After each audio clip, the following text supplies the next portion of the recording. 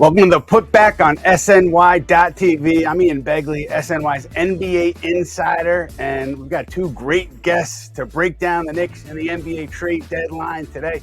We've got Steve Popper, veteran scribe from Newday. He's been covering the Knicks for a while, and we've got our guy Kaz Famuyide, and we are very happy to have our guy Kaz on. If you're a Knicks fan, I'm sure you've known him. You've seen his work. He's a big-time Knicks fan. We're going to get into the trades. We're going to get into the injuries. We're getting into all of it. But right now, we are going to start with the baseline. And the baseline today will deal with the injury report with the Knicks, which is a lengthy one. And we're going to start on Jalen Brunson. Had an ankle sprain last night in the game against Memphis. And he was walking out of the Garden after the game a little cautiously. No crutches, no boot, nothing like that. And I was told in the aftermath of that the initial read on it was that it was not a severe ankle sprain, and there wasn't an expectation at that point that he would miss, weeks, maybe he'd miss days. But, it's all about how you wake up the next morning. So I think that will really tell the story on Brunson's ankle. And Steve, when you look at this thing, the injury report, it's so lengthy for the Knicks. How much do you think that puts an emphasis on them to get something done before 3 p.m. tomorrow? I will say that I think everybody in the Garden held their breath yesterday because Jalen is the one guy you can't imagine losing for any time. Look, there's not really a backup point guard, true point guard, playmaker like him, a scorer like him. I mean, everything he does, it could change everything in a heartbeat. I do think that, as you said, it didn't seem, we didn't see him on crutches. We didn't see him in a boot. So I don't think that it's a long-term thing. I think that the patience they've shown, I just don't see why you lose it right now, because you do see sort of the light at the end of the tunnel where, Julius looks like he's not a long-term. Mitchell Robinson coming back after the All-Star break to, on-court work. You can start to see where some of these pieces are coming back. I don't think it's a panic time right now, which is hard to do when you're 24 hours from the deadline.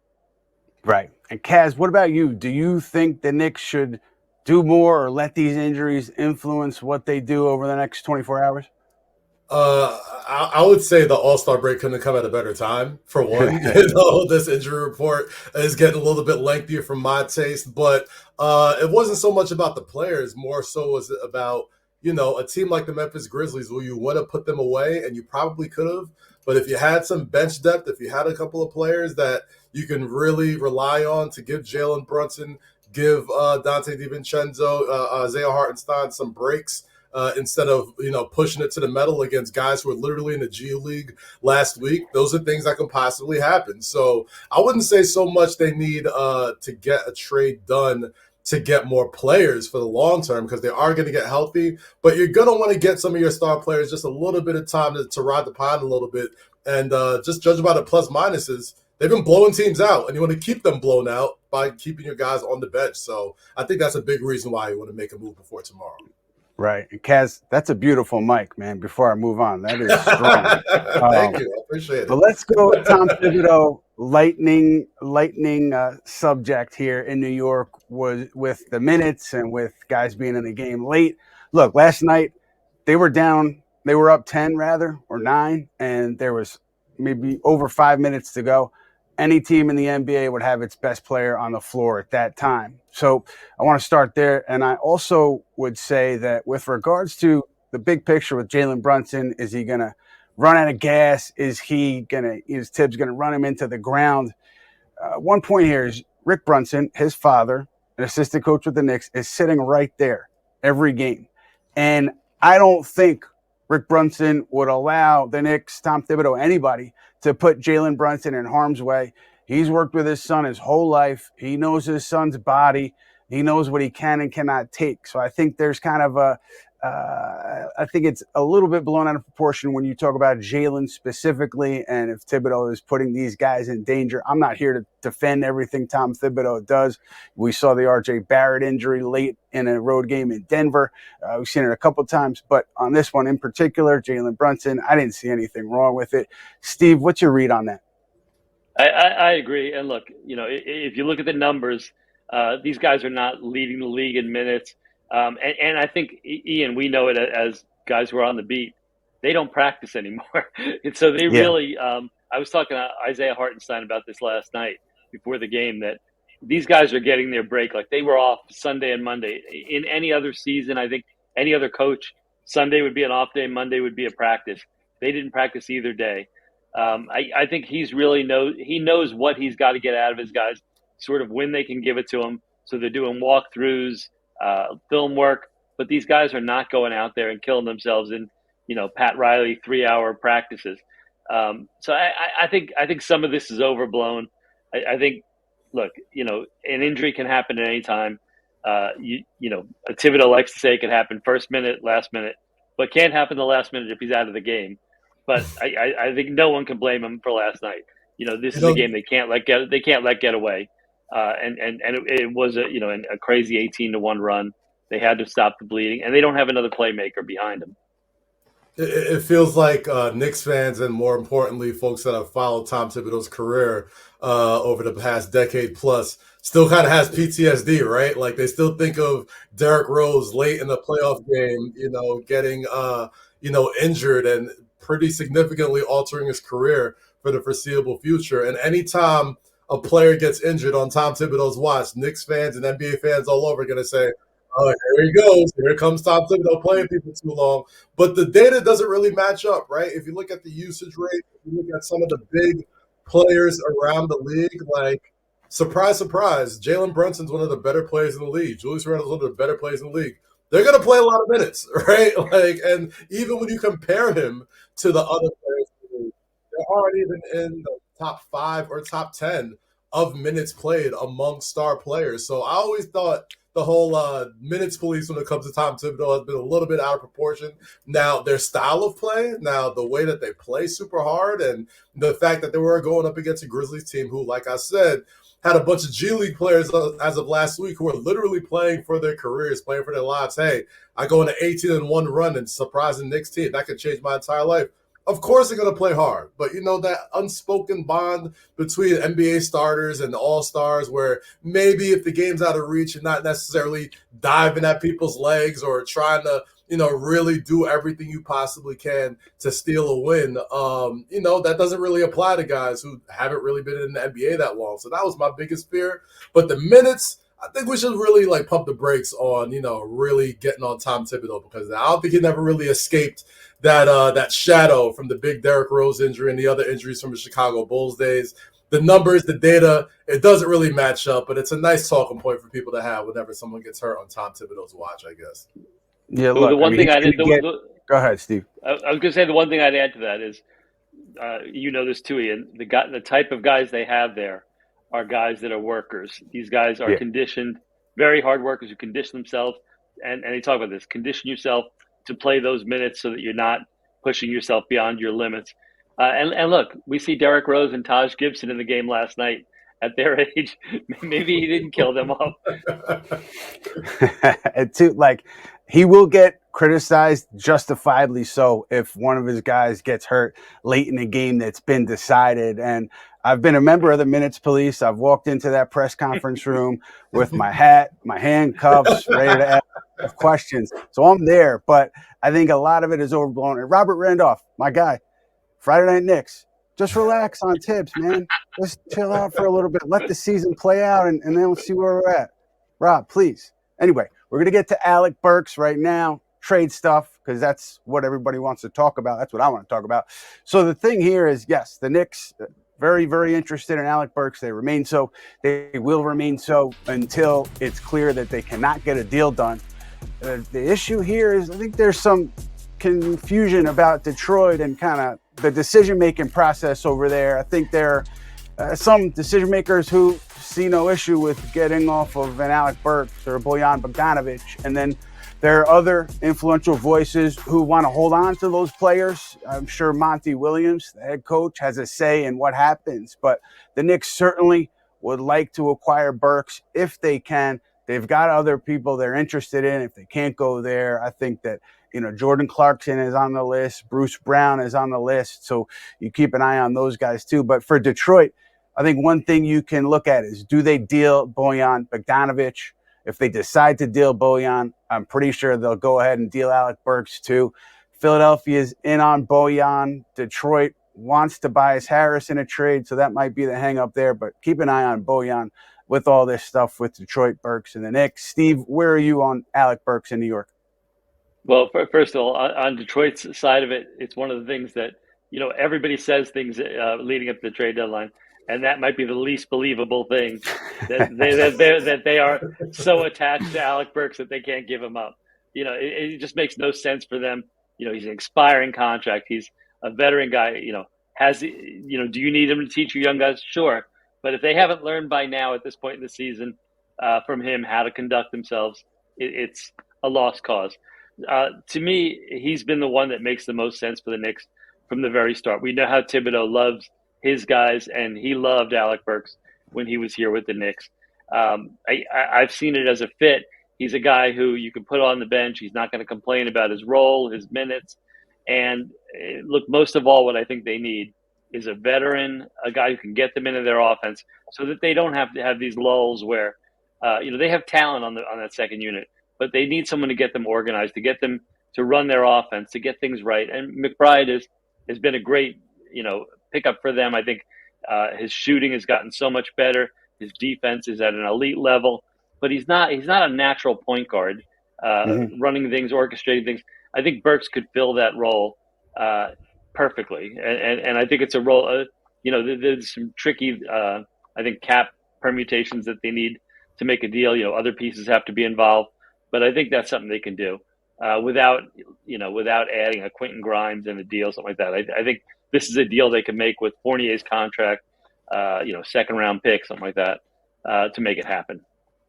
Yeah, I'm not going to quiz you on the cap implications of these deals. I will leave that for Bobby Marks and the pros. But you can catch. Look, if I made it up, would you know that I was lying anyway?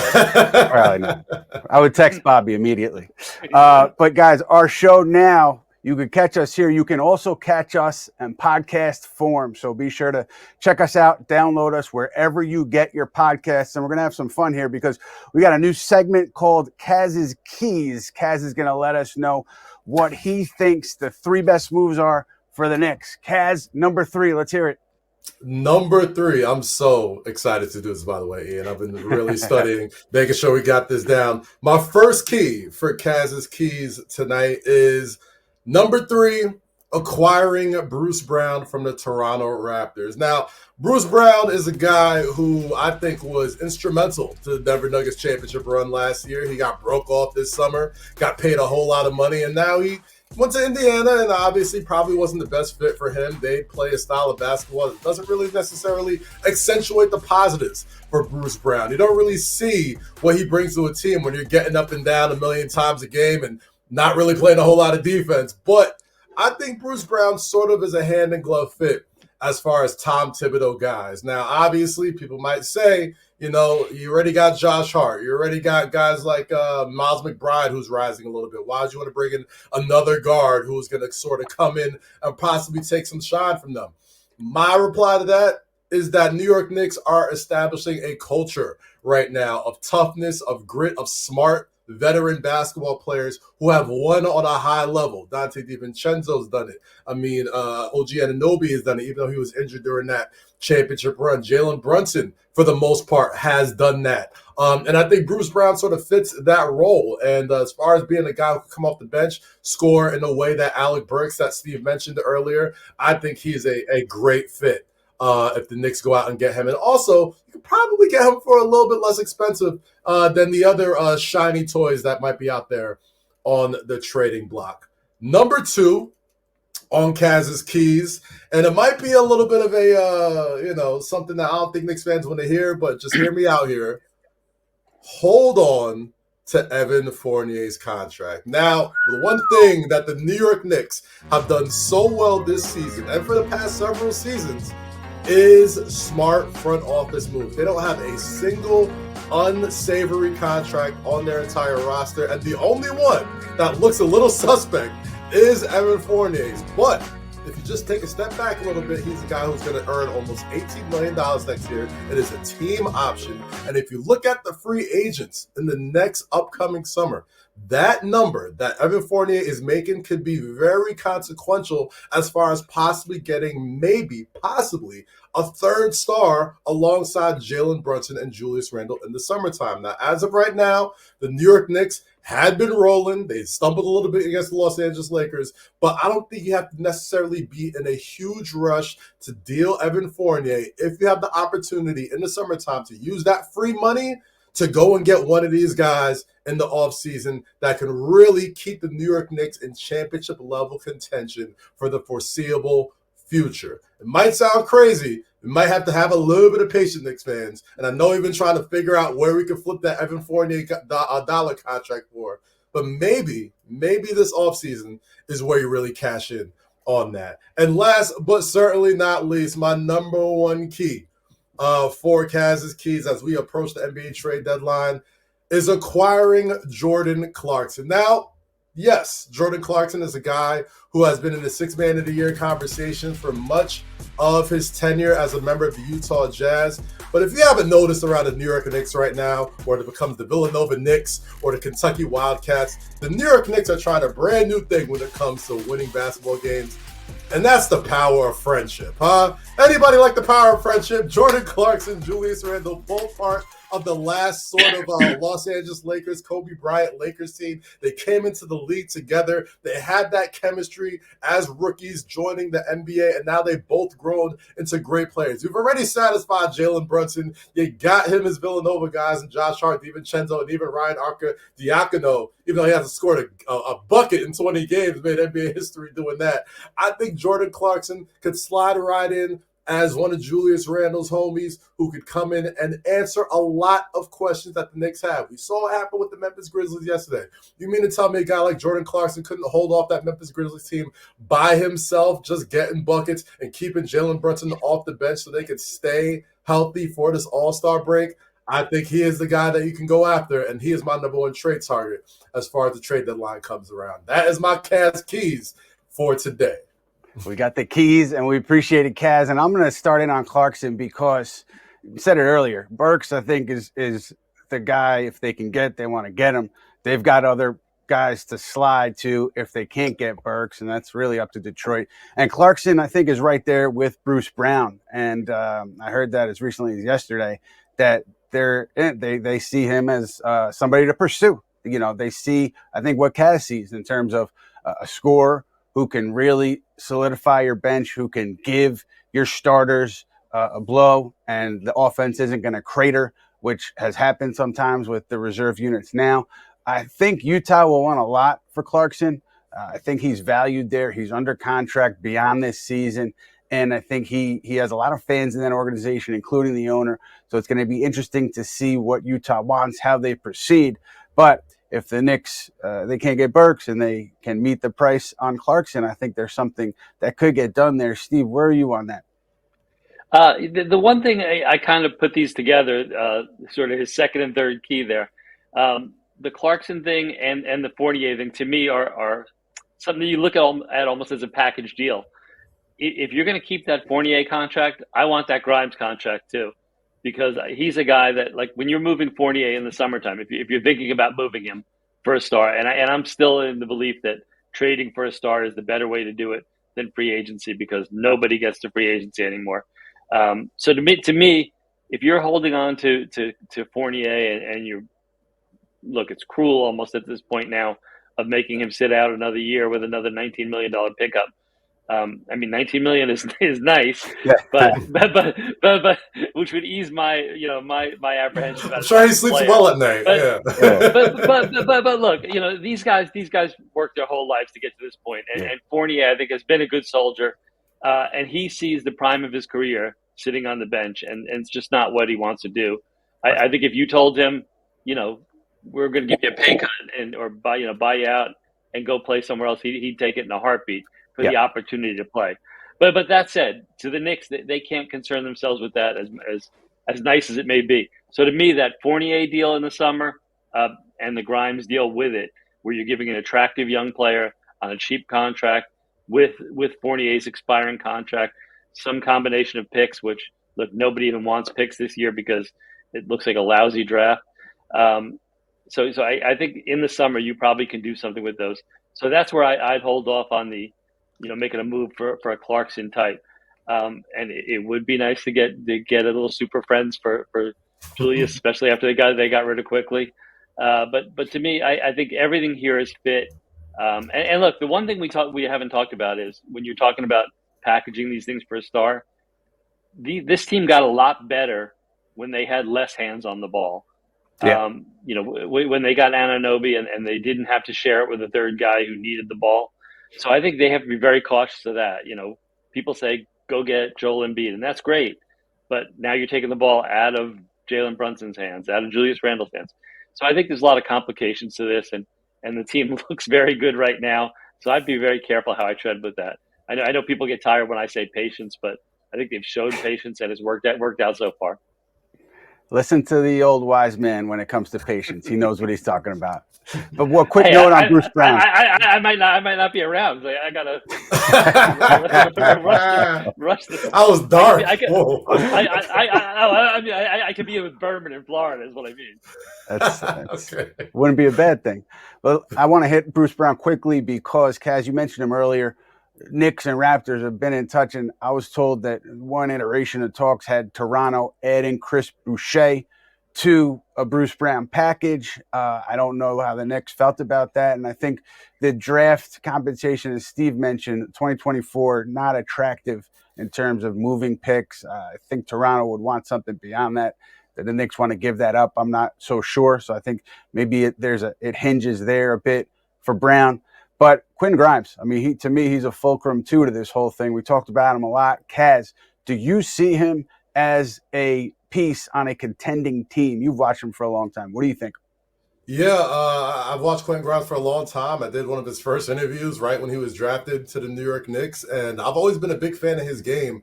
But I would say his consistency is what's going to be the key if he's going to be a contributing factor to a winning team. Look, when he's got it going, he's got one of the prettiest jump shots in the NBA. And then last year in the playoffs against the Miami Heat, he had one of the more inspiring defensive stops against Jimmy Butler, which I think earned him a lot of fans, especially in New York City. But, you got to give it to him, man. This is a guy who expected to come into the season as an NBA starter. He got relegated to the bench, and for the most part, it's been the right decision. Donte DiVincenzo has been a lights-out shooting guard, one of the best shooters in the league so far. But Quentin Grimes seems like a guy, like Steve mentioned, needs the ball in his hands to really be, effective. I think we've seen him a little bit attacking the paint more, getting to the cup, and I think he's a lot more athletic than people, sort of realize, or he's had the opportunity to show so far. The one thing I hope for Quentin Grimes, if he does remain a New York Knick, is just to add that consistency off the bench. In some of these games where the New York Knicks were blowing out these really good teams, a lot of those games had big Quentin Grimes moments, where he was coming off the bench getting maybe 18, 20 points, scoring, really spreading the floor out for guys like Josh Hart to get rebounds and go coast to coast and drive right into the rim. The numbers may not tell the whole story with Quentin Grimes, so maybe he's one of those young, intriguing prospects who probably would end up on a team that isn't necessarily a contender, and you could see the full breadth of his talents. But I still think if the Knicks hold on to him, there's a place for him here. I think there's certain times, especially when that bench opens up and say they strike out on the trade deadline and don't necessarily get that creative shooting guard or combo guard that they think they need. Maybe that'll light a fire under Quentin Grimes, knowing that he's going to be around for a while and he can play a little bit more loose and not look over his shoulder for the next trade room or trade deadline going along. I'm a big believer in his talent. I would just like to see a little bit more consistency from him. And, he's shown he can play some defense. It's just seeing how much he can do it over an extended period of time. His shot is really what separates him from everybody. When he can spread that court out, guys like McBride, guys like Josh Hart, and even Precious Achiuwa, when he goes back to the bench when Randle comes back, they get a lot more space to operate. So I think he could be a really key piece if he can just stay consistent. Steve, we're going to talk Grimes a little bit later on, but right now I want to go to Matt Spenley, the brains behind SNY's social operation, does a great job, but he's got a fan question for us right now. Matt, what's happening? Thanks, as always, Ian. I appreciate it, fellas. All right, I got a couple for you. So we're going to hit one first from Robert Cross. Does the wide open nature of the East make Leon Rose and company more bullish at the trade deadline. So we got the Bucks, who just finished up a 1-4 road trip. The Celtics have won 6 of 8. The Cavaliers have been one of the hottest teams in the league. So the wide open nature of the East, I think we'll see once the playoffs come. I think a fully healthy Celtics are going to be an incredibly difficult team to beat. But Ian, do you think the state of the East is any consideration for them as they're thinking about the trade deadline? Not that I've heard, and it's a great thought, but I haven't heard them, more aggressive after the Embiid news. I think their plan, at least based on what other teams are hearing from them, has been pretty consistent in what they want to do with adding a bench piece. The thing that's out there that is makes me curious is Andrew Wiggins. Golden State looking to get off of him. What would the price be for Wiggins? He's got a deal that extends beyond this summer, which is, I think, what the Knicks front office is looking for. I wonder if they kick the tires there on Andrew Wiggins. But I don't think they look at this and they say, hey, let's go all in on Dejounte Murray, or we have to go out and get a top guy on the market because this is our window. Understood. Steve, do you get the same feel? I do. And again, we've talked about the patience that these guys have had. I don't think there's any panic. I do think that there is an opening here. And it was before these injuries, before trade deadline. I think people could see that the Bucks problem, look, the coach may have been a problem, but Doc Rivers isn't what they need as much as they need just Jrue Holiday back. They're not the same team. They're not as tough defensively. They're not good defensively right now. So I think there is an opening there. I think Boston is still head and shoulders, the team at the top. Philadelphia, we don't know what the status of Embiid will be, if he'll be back, if he'll be limited. So I think there's an opportunity here where you could see, they're competing right now with Cleveland for that number 2 seed.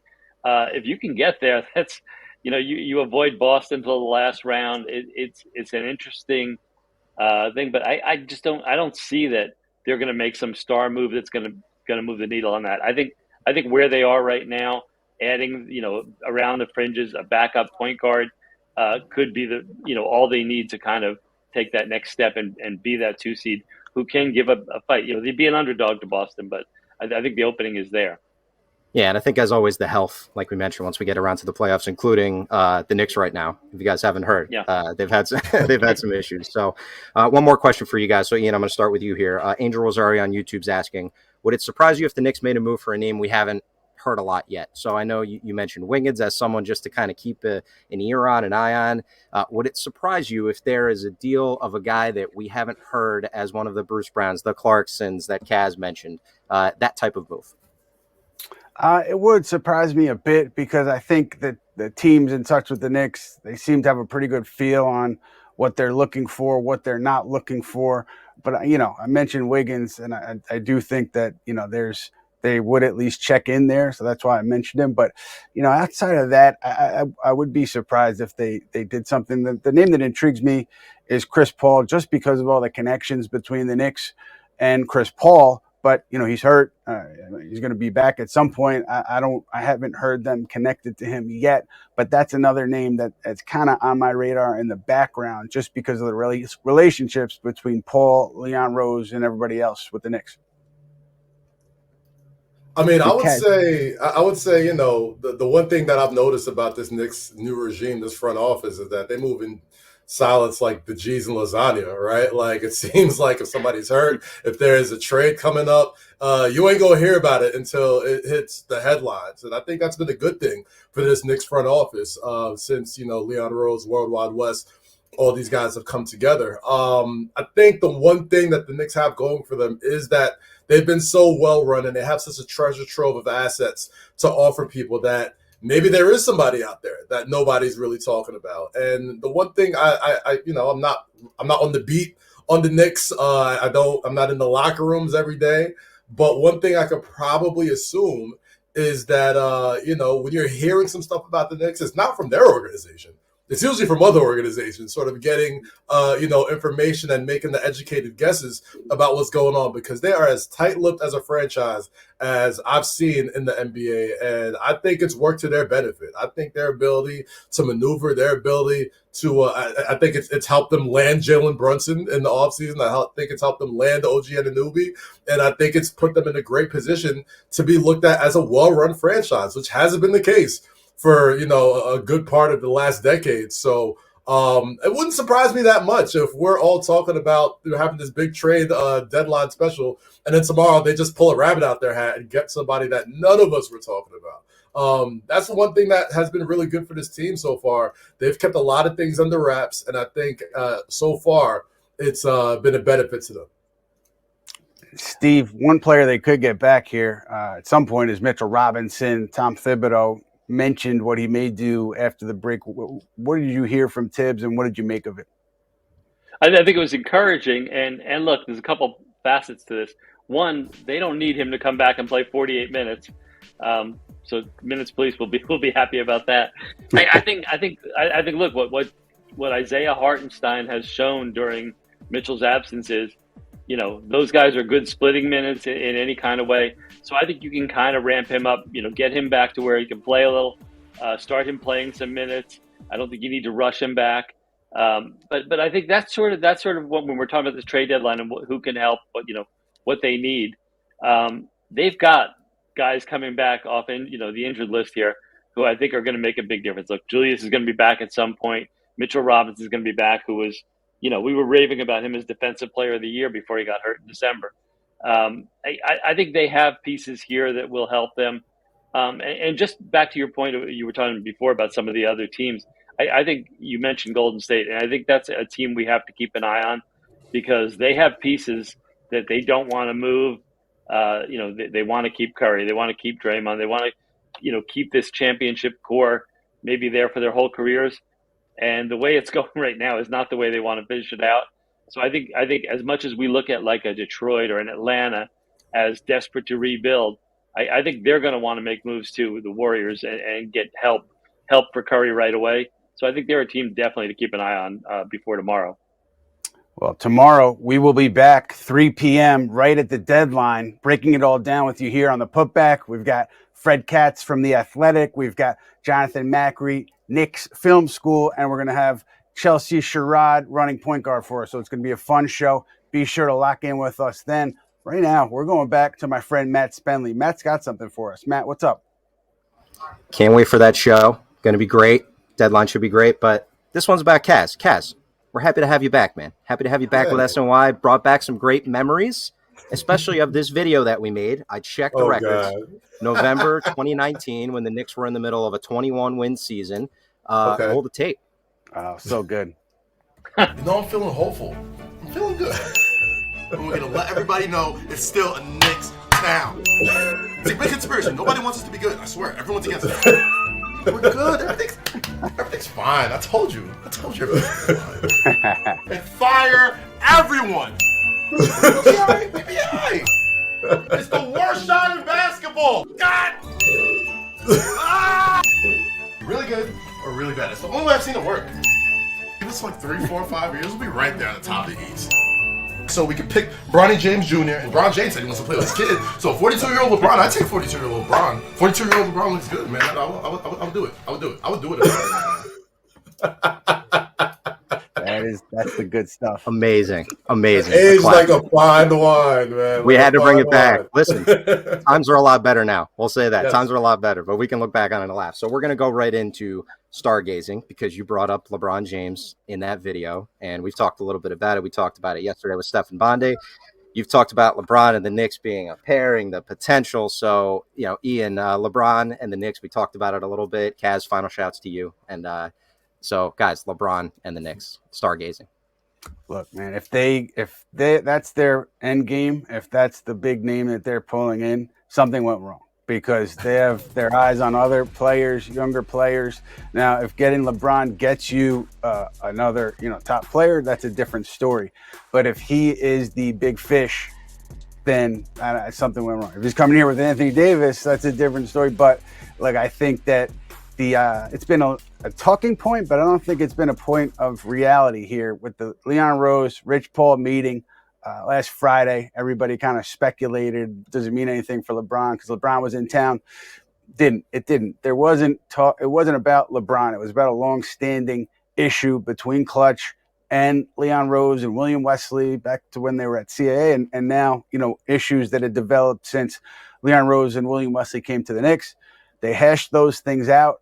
There were some players that were discussed, specific players, but this was not the precursor to the Knicks trading for LeBron by Thursday, 3 p.m. tomorrow.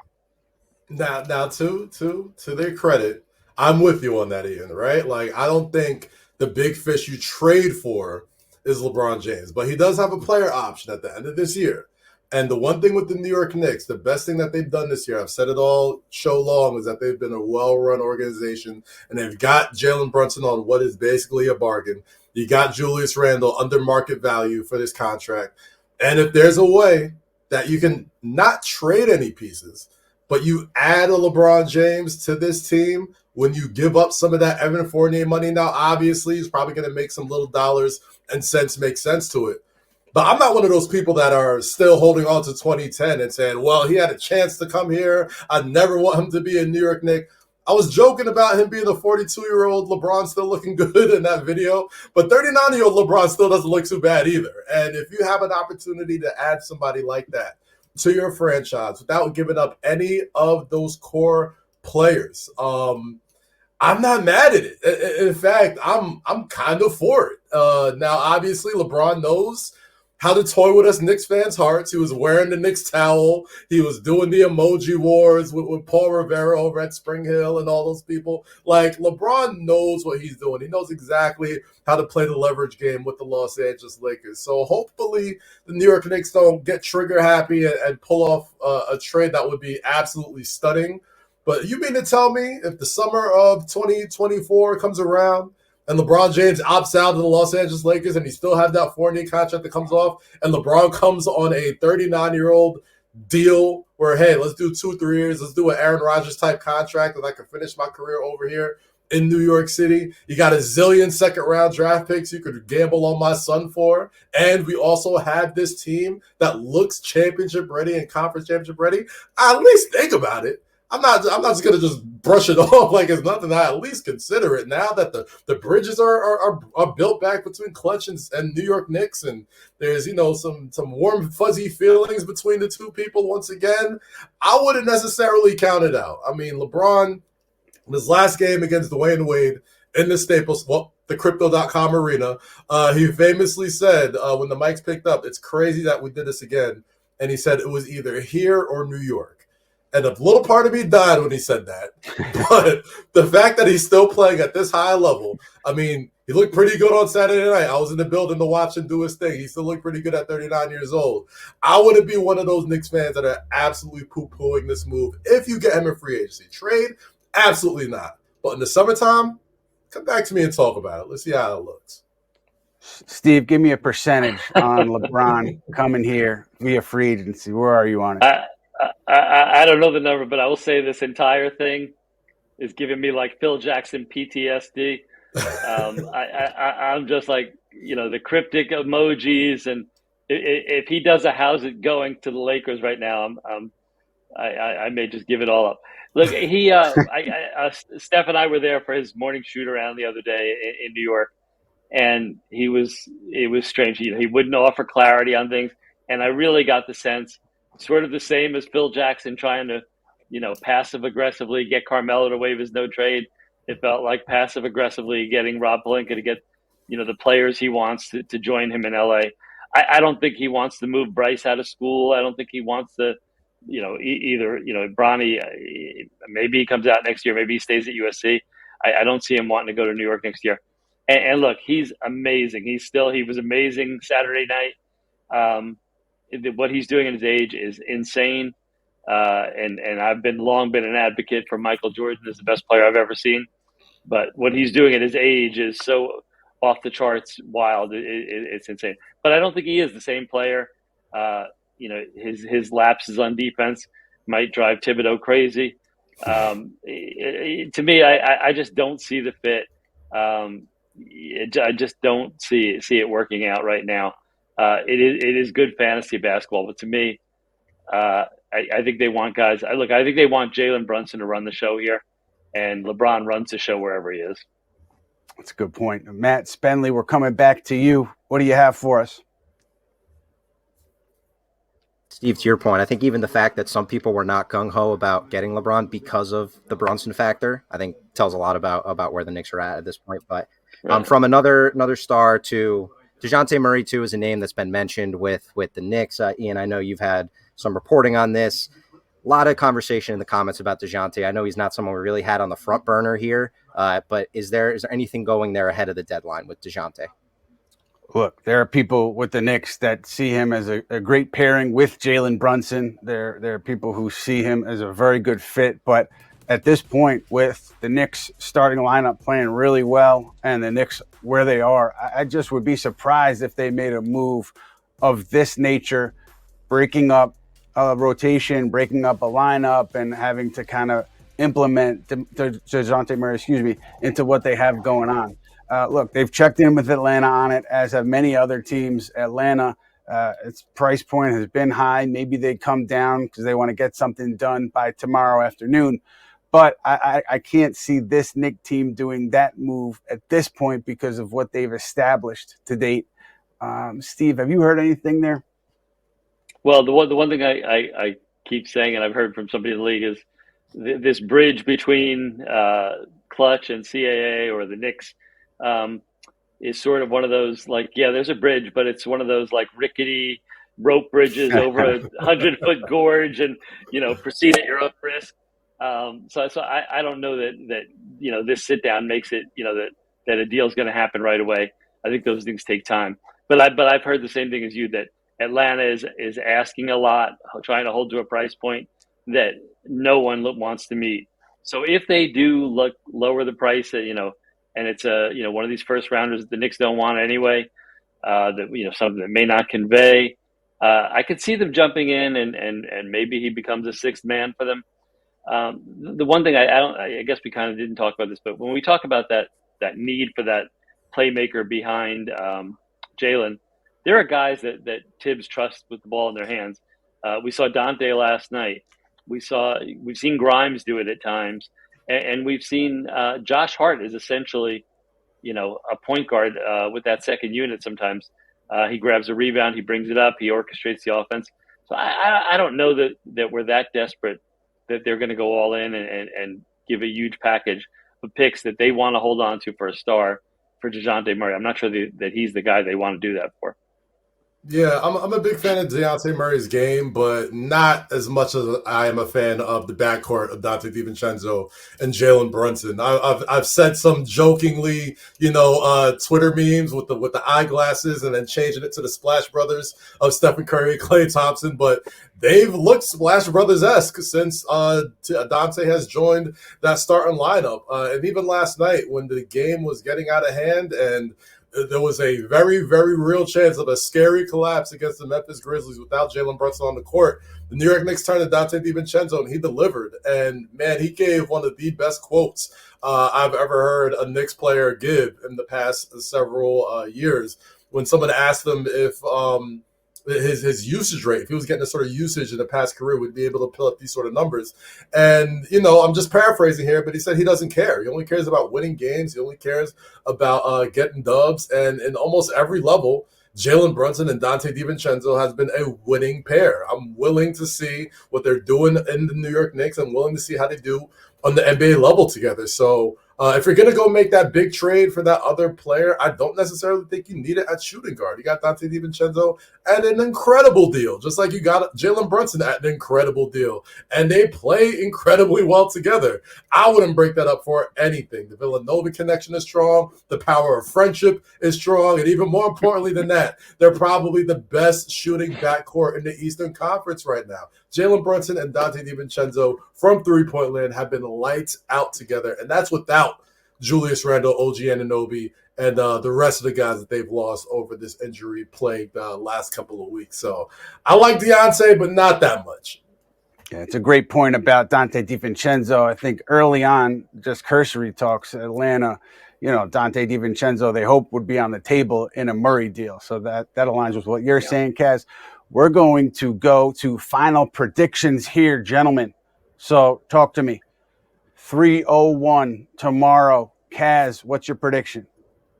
My prediction, man, I'm going to say that Evan Fournier will no longer be a New York Knick. Now, I know I'm not necessarily jumping out the window there, but I do think there's going to be other teams that are going to give the New York Knicks probably an offer that they can't refuse. And just judging from how they moved in the past several years and more importantly, the past several months, it's going to be somebody none of us are talking about. So that's going to be my biggest prediction. Evan Fournier is out of here for a player that isn't Bruce Brown, isn't Jordan Clarkson, isn't Alec Burks. That's my big prediction tomorrow. I like it. Steve, what about you? I think at 3:01 tomorrow, we're starting to look ahead to the buyout deadline and wondering, what the competition is for a Kyle Lowry. The two names that I've kind of talked to people about from the beginning have been Burks and Lowry, and they're not sexy moves, but I think that's where they move around the edges. And look, I'm sure Thibodeau remembers well what Lowry did to them in the playoffs last year. You need very little from him. He's had a rest sitting on the beach in Miami. He hasn't even reported to Charlotte since the trade. To me, that's the kind of guy. No, absolutely not. Absolutely not. So to me, that's sort of the thing that if you get a guy like that who's rested, healthy, he did go to Villanova. Maybe he's old enough to be a professor compared to some of these guys, but I think just what he can give defensively, playmaking, I think it's a perfect fit for the second unit. There's competition for him. The Sixers, I think, would be interested. The Lakers would be interested. Milwaukee, all contending teams. I think the Knicks probably have a good case right now to sell him. To me, that's the move that you're looking to make. They also have good money to offer because they have their biannual exception. My prediction, 3:01 tomorrow, Alec Burks, Detroit relents. They decide to give up Burks, and the Knicks go in and get him. That's where I am. We will see how it all plays out, though, over the next 24 hours. Stay with us because 11 p.m. tonight, Honda Sports Night, we'll be there talking Knicks trade deadline, the latest going into trade deadline day. And then we're back 3 p.m. The Putback tomorrow. Got a great show, great guests with you to break it all down. We'll see what happens tomorrow with the Knicks and the rest of the league at the trade deadline.